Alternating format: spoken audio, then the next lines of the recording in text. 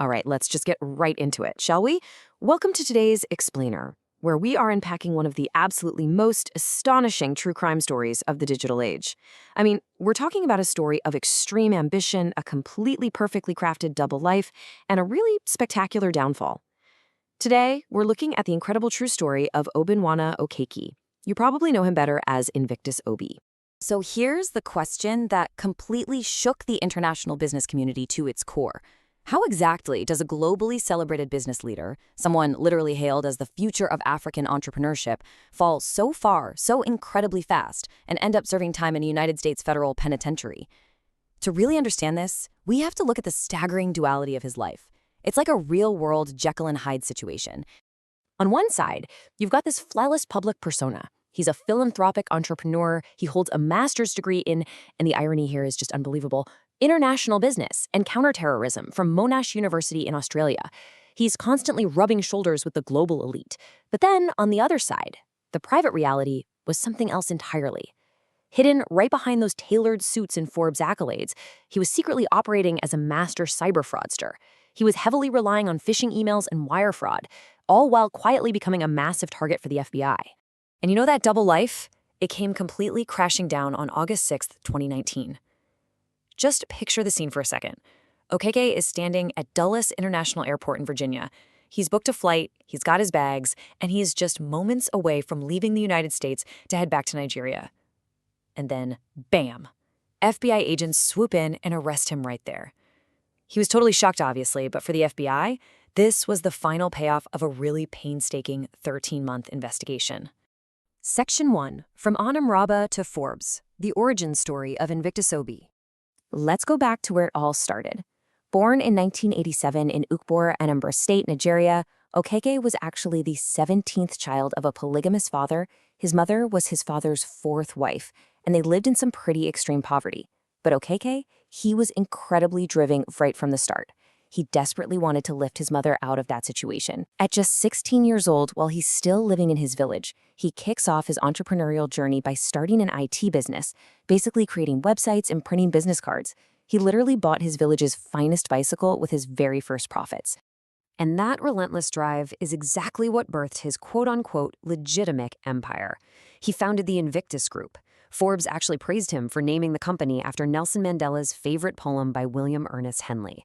It's a poem entirely about having an undefeated and unconquerable soul. On paper, the Invictus Group was this absolute powerhouse. They were operating in Nigeria, South Africa, and Zambia, boasting these massive investments in real estate, agriculture, oil and gas, and telecom. It looked amazing. And because of that, his public reputation just skyrocketed. I mean, the speed of it was insane. By June 2016, at only 28 years old, he hits the Forbes Africa 30 Under 30 list. After that, the awards just start pouring in. He's flying out to speak at Forbes summits in Tel Aviv and Jerusalem. He's being featured on the BBC as this wildly inspiring entrepreneur. He was even running the Invictus Foundation, giving out scholarships for book reviews written in the Igbo language. He was, for sure, the textbook definition of a rising star. Section 2. The Unatrac phishing hack, an $11 million heist. So what was his actual weapon of choice behind the scenes? It's something called business email compromise, or BEC. Now listen, this isn't about hacking into a highly secure bank mainframe like you'd see in a Hollywood movie. Not at all. It's a very targeted cybercrime, where the attacker basically compromises a legitimate, high-level business email account, and then just uses that trusted identity to authorize massive, fraudulent fund transfers. It's essentially digital impersonation, and this was the exact scheme Okeke masterminded between 2015 and 2019. Let's break down exactly how his syndicate executed their biggest hit back in April 2018. Their target was Unatrac Holding Limited, which is the UK export sales office for Caterpillar Machinery. Step 1. They send this highly deceptive phishing email straight to Unatrac's chief financial officer. Step 2. The executive actually falls for it, and Okeke captures his Microsoft Office 365 login credentials. Step 3. Now posing as the CFO, Okeke starts sending fraudulent wire transfer requests directly to the finance staff, even attaching fake invoices to make the whole thing look totally legitimate. I mean, think about how easily this could happen in your own office, right? And then step 4, the staff, fully believing they were just obeying their boss, wired millions to overseas accounts completely controlled by the syndicate. Now, I want to share a number with you that really puts this in perspective. 464. This number perfectly captures the staggering audacity and, honestly, maybe the careless arrogance of the whole crime. After compromising that email account, Okeke logged into the Unatrac CFO's email exactly 464 times. And the FBI noted that the vast majority of these logins came directly from IP addresses located right in Nigeria. And the grand total from all those 464 logins? $11 million. That's right. Between April 11th and April 19th, 2018, we're talking about roughly a single week. His syndicate successfully siphoned $11 million out of Unatrac through 15 separate fraudulent wire transfers. Just gone in a matter of days. Section 3. The FBI closes in. Following the digital breadcrumbs. So how exactly does a digital ghost get caught? Well, in June 2018, Unatrac realized they were missing millions of dollars and lodged a formal complaint. The FBI steps in. And here's the fascinating part. They didn't just follow the money. They traced the email addresses and the specific fraudulent web page code all the way back to Okeke and his conspirators. They eventually found a digital trail proving Okeke had been retrieving passwords for targets located specifically in the Eastern District of Virginia. That geographical link, that was huge. It gave the U.S. legal jurisdiction, and the arrest warrant was officially issued on August 5th, 2019, literally the day before he tried to fly out of Dulles. The fallout from this was just absolutely massive, and it went way beyond just Okeke. The Department of Justice launched this enormous sweep, indicting 80 different individuals connected to various online fraud schemes tied to his syndicate. The DOJ stated that the potential losses from these combined schemes reached a staggering $40 million.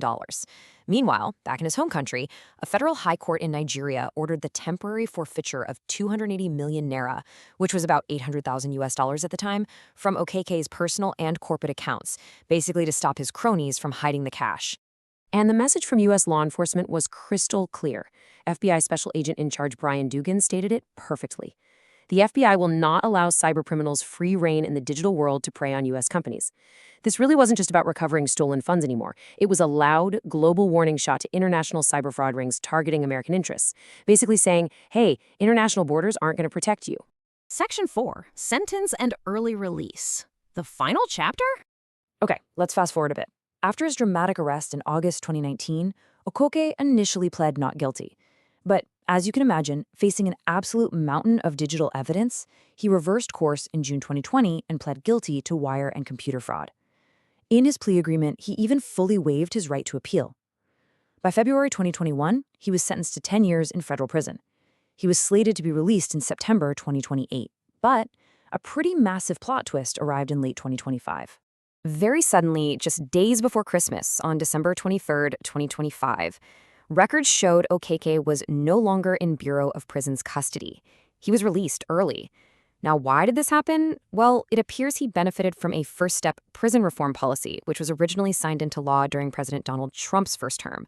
This policy basically allows for shortened sentences for nonviolent offenders who adhere to very strict behavioral rules while inside. So having served roughly 6 years of his sentence, Okeke was released, and he is currently awaiting his pending deportation back to Nigeria. So what should we really take away from all of this? The story of Invictus Obi is, without a doubt, a masterclass in modern deception, and it leaves us with this final, kind of haunting thought to ponder. When the line between a brilliant, community-lifting entrepreneur and an opportunistic cybercriminal just completely vanishes, what is the ultimate cost of a double life? Like, does the good he genuinely tried to do with his Invictus Foundation erase the millions he stole, or will his quote-unquote unconquerable soul always just be remembered for that $11 million lie? Well, thank you so much for joining me on this explainer. I really hope it gave you a clear, full picture of this incredible case. Keep questioning what you see out there, and I will catch you on the next one.